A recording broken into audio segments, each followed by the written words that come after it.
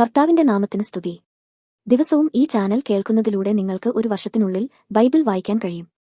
ദയവായി share, subscribe ഒപ്പം support ചെയ്യുക. ഇന്നത്തെ ബൈബിൾ വാക്യങ്ങൾ.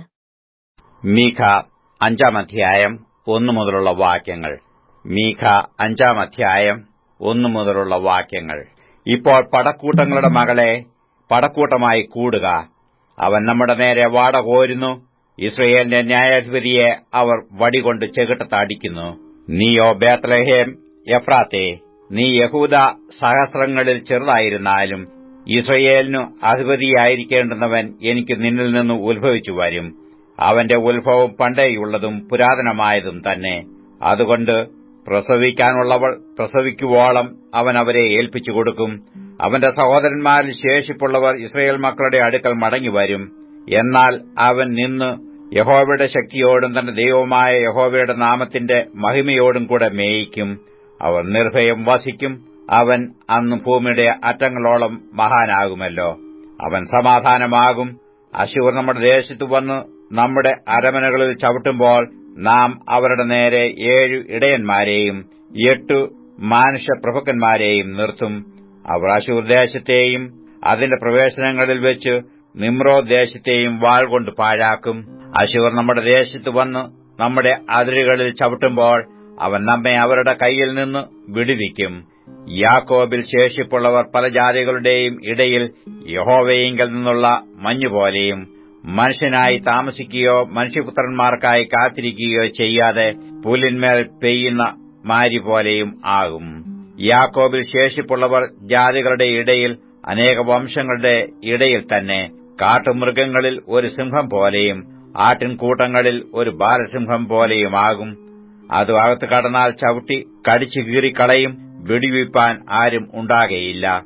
നിന്റെ കൈ നിന്റെ വരികൾക്ക് മീതെ ഉയർന്നിരിക്കും. നിന്റെ സകല ശത്രുക്കളും ഛേദിക്കപ്പെടും. അന്നാളിൽ ഞാൻ നിന്റെ കുതിരകളെ നിന്റെ നടുവിൽ നിന്ന് ഛേദിച്ചു കളയും. നിന്റെ രഥങ്ങളെ നശിപ്പിക്കുകയും ചെയ്യും എന്ന് യഹോവയുടെ അരുളപ്പാട്. ഞാൻ നിന്റെ ദേശത്തിലെ പട്ടണങ്ങളെ നശിപ്പിക്കുകയും നിന്റെ കോട്ടകളെ ഒക്കെയും ഇടിച്ചു കളയുകയും ചെയ്യും.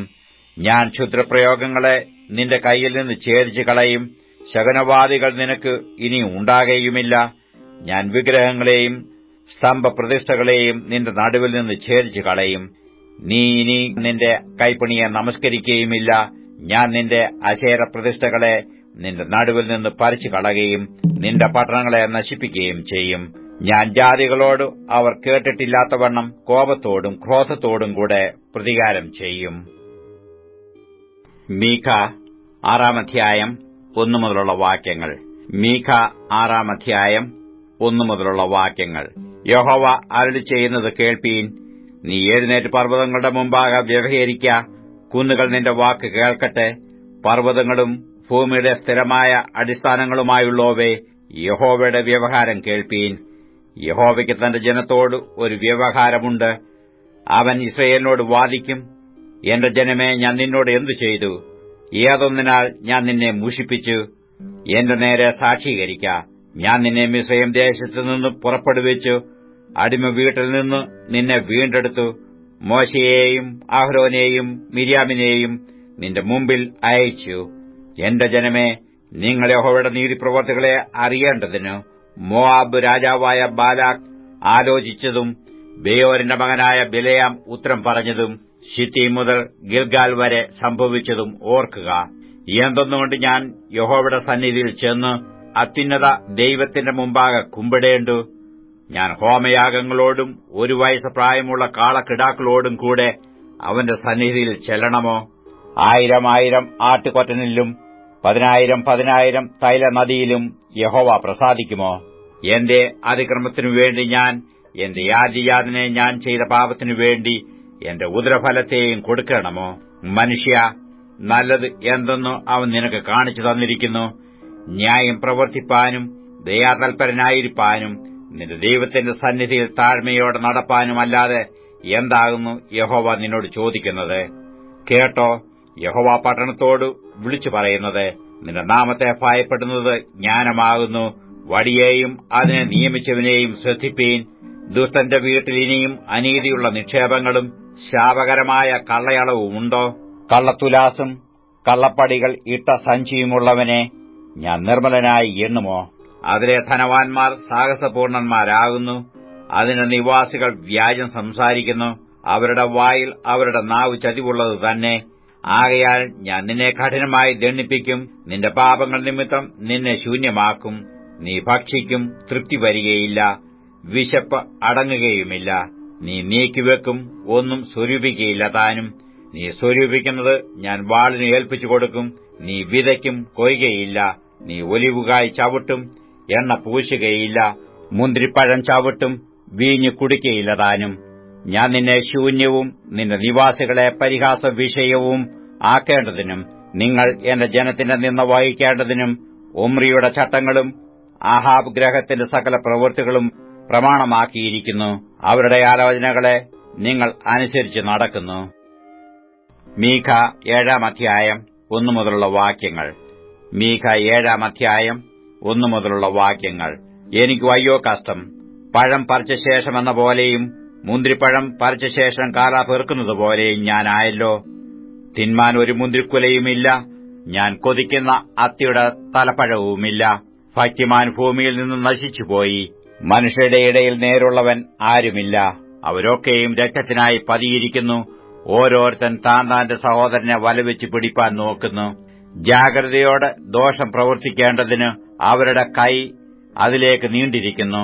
പ്രഭു പ്രതിഫലം ചോദിക്കുന്നു. ന്യായാധിപതി പ്രതിഫലം വാങ്ങി ന്യായം വിധിക്കുന്നു. മഹാൻ തന്റെ മനസ്സിലെ ദുരാഗ്രഹം പ്രസ്താവിക്കുന്നു. ഇങ്ങനെ അവർ പിരിമുറുക്കുന്നു. അവരിൽ ഉത്തമൻ മുൾപടർപ്പ് പോലെ നേരുള്ളവൻ മുൾവേലിയേക്കാൾ വല്ലാത്തവൻ തന്നെ. നിന്റെ ദർശകന്മാർ പറഞ്ഞ ദിവസം, നിന്റെ സന്ദർശന ദിവസം തന്നെ വരുന്നു. ഇപ്പോൾ അവരുടെ പരിഭ്രമം വന്നു ഭവിക്കും. കൂട്ടുകാരനെ വിശ്വസിക്കരുത്, സ്നേഹിതനിൽ ആശ്രയിക്കരുത്.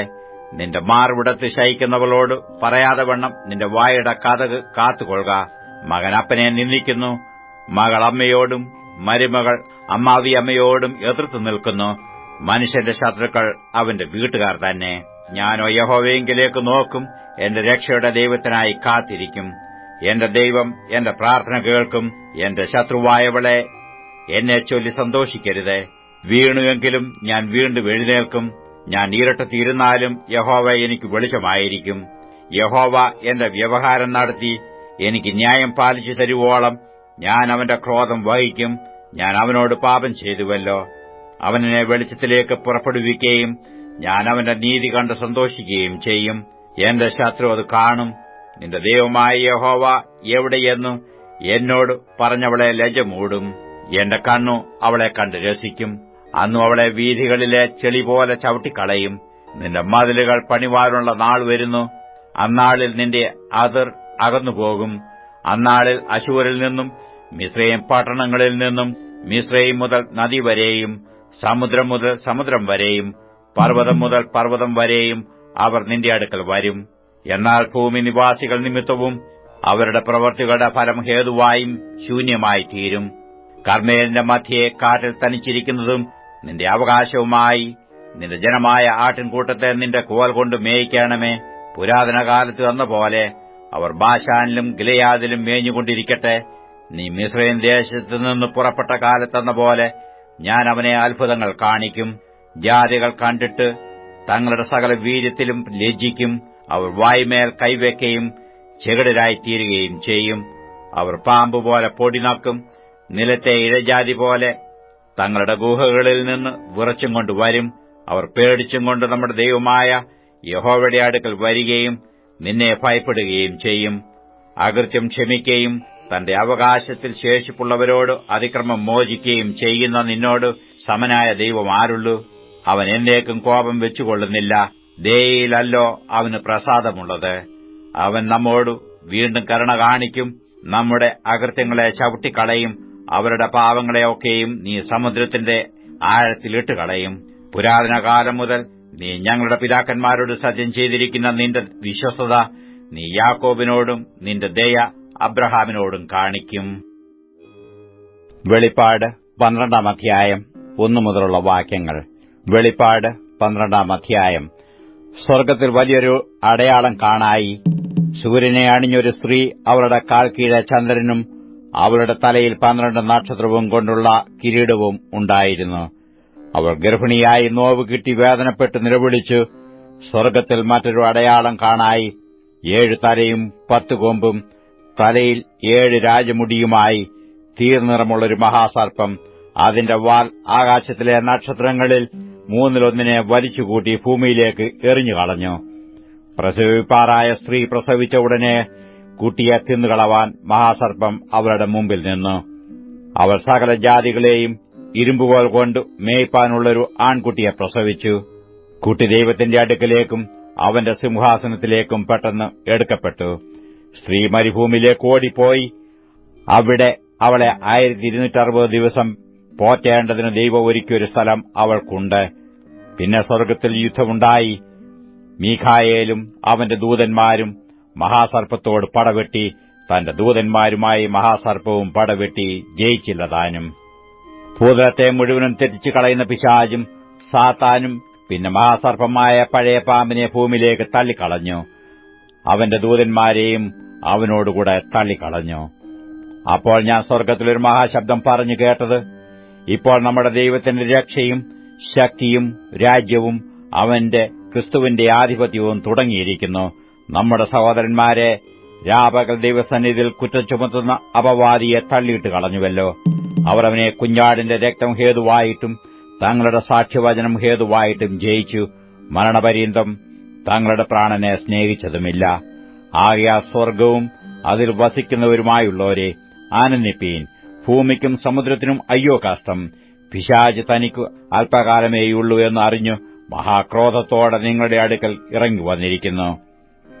തന്നെ ഭൂമിയിലേക്ക് തള്ളിക്കളഞ്ഞു എന്ന് മഹാസർപ്പം കണ്ടിട്ടു ആൺകുട്ടിയെ പ്രസവിച്ച സ്ത്രീയെ ഉപദ്രവിച്ചു തുടങ്ങി. അപ്പോൾ സ്ത്രീക്ക് മരുഭൂമിയിൽ തന്റെ സ്ഥലത്തേക്ക് പറന്നു പോകേണ്ടതിന് വലിയ കഴുകിന്റെ 2 ചിറക് ലഭിച്ചു. അവിടെ അവളെ സർപ്പത്തോട് അകലെ 1 കാലവും 2 കാലവും അരക്കാലവും പോറ്റി രക്ഷിച്ചു. സർപ്പം സ്ത്രീയെ ഒഴുക്കിക്കളയേണ്ടതിന് അവളുടെ പിന്നാലെ തന്റെ വായിൽ നിന്ന് നദി പോലെ വെള്ളം ചാടിച്ചു. എന്നാൽ ഭൂമി സ്ത്രീക്ക് തുണനിന്നു. മഹാസർപ്പം വായിൽ നിന്ന് ചാടിച്ച നദിയെ ഭൂമി വായ് തുറന്ന് വിഴുങ്ങിക്കളഞ്ഞു. മഹാസർപ്പം സ്ത്രീയോട് കോപിച്ചു ദൈവകൽപ്പന പ്രമാണിക്കുന്നവരും യേശുവിന്റെ സാക്ഷ്യം ഉള്ളവരുമായി അവരുടെ സന്തതിയിൽ ശേഷിപ്പുള്ളവരോട് യുദ്ധം ചെയ്യുവാൻ പുറപ്പെട്ടു. അവൻ കടൽപ്പുറത്തെ മണലിന്മേൽ നിന്നു. സദൃശവാക്യങ്ങൾ 19 അധ്യായം 1 മുതലുള്ള വാക്യങ്ങൾ. സദൃശവാക്യങ്ങൾ 19 അധ്യായം 1 മുതലുള്ള വാക്യങ്ങൾ. വികടാധരമുള്ള മൂഢനേക്കാൾ പരമാർത്ഥതയിൽ നടക്കുന്ന ദാരിദ്ര്യൻ ഉത്തമൻ. പരിജ്ഞാനമില്ലാത്ത മനസ്സ് നന്നല്ല. തത്രപ്പെട്ട് കാൽ വെക്കുന്നവനോ പിഴച്ചുപോകുന്നു. മനുഷ്യന്റെ ഭോഷത്വം അവന്റെ വഴിയെ മറിച്ചു കളയുന്നു. അവന്റെ ഹൃദയമോ യഹോവയോട് മുഷിഞ്ഞു പോകുന്നു. സമ്പത്ത് സ്നേഹിതന്മാരെ വർദ്ധിപ്പിക്കുന്നു. എളിയവനോ കൂട്ടുകാരനോട് അകന്നിരിക്കുന്നു. കള്ളസാക്ഷിക്ക് ശിക്ഷ വരാതിരിക്കയില്ല. ഭോഷ്കു നിശ്വസിക്കുന്നവൻ ഒഴിഞ്ഞുപോകുകയുമില്ല. പ്രഭുവിന്റെ പ്രീതി സമ്പാദിപ്പാൻ പലരും നോക്കുന്നു. ദാനം ചെയ്യുന്നവനു ഏവനും സ്നേഹിതൻ. ദരിദ്രന്റെ സഹോദരന്മാരെല്ലാം അവനെ പകയ്ക്കുന്നു. അവന്റെ സ്നേഹിതന്മാർ എത്രയധികം അകന്നു നിൽക്കും.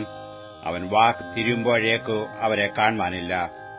ബുദ്ധി സമ്പാദിക്കുന്നവൻ തന്റെ പ്രാണനെ സ്നേഹിക്കുന്നു. ബോധം കാത്തുകൊള്ളുന്നവൻ നന്മ പ്രാപിക്കും. കള്ളസാക്ഷിക്ക് ശിക്ഷ വരാതിരിക്കയില്ല. ഭോഷ്കു നിശ്വസിക്കുന്നവൻ നശിച്ചുപോകും. സുഖജീവനും ഭോഷന് യോഗ്യമല്ല. പ്രഭുക്കന്മാരുടെ മേൽ കർത്തൃത്വം നടത്തുന്നതോ ദാസനു എങ്ങനെ? വിവേകബുദ്ധിയാൽ മനുഷ്യന് ദീർഘക്ഷമ വരുന്നു. ലംഘനം ക്ഷമിക്കുന്നത് അവന് ഭൂഷണം. രാജാവിന്റെ ക്രോധം സിംഹഗർജനത്തിന് തുല്യം. അവന്റെ പ്രസാദമോ പുല്ലിന്മേലുള്ള മഞ്ഞുപോലെ. മൂഢനായ മകൻ അപ്പന് നിർഭാഗ്യം. ഭാര്യയുടെ കലമ്പൽ തീരാത്ത ചോർച്ച പോലെ. ഭവനവും സമ്പത്തും പിതാക്കന്മാർ വെച്ചേക്കുന്ന അവകാശം. ബുദ്ധിയുള്ള ഭാര്യയോ യഹോവയുടെ ദാനം. മടി ഗാഠനിദ്രയാൽ വീഴിക്കുന്നു. അലസചിത്തൻ പട്ടിണി കിടക്കും. കൽപ്പന പ്രമാണിക്കുന്നവൻ പ്രാണനെ കാക്കുന്നു. നടപ്പ് സൂക്ഷിക്കാത്തവനോ മരണശിക്ഷ അനുഭവിക്കും. എളിയവനോട് കൃപ കാട്ടുന്നവൻ യഹോവയ്ക്ക് വായ്പ കൊടുക്കുന്നു. അവൻ ചെയ്ത നന്മയ്ക്കു അവൻ പകരം കൊടുക്കും.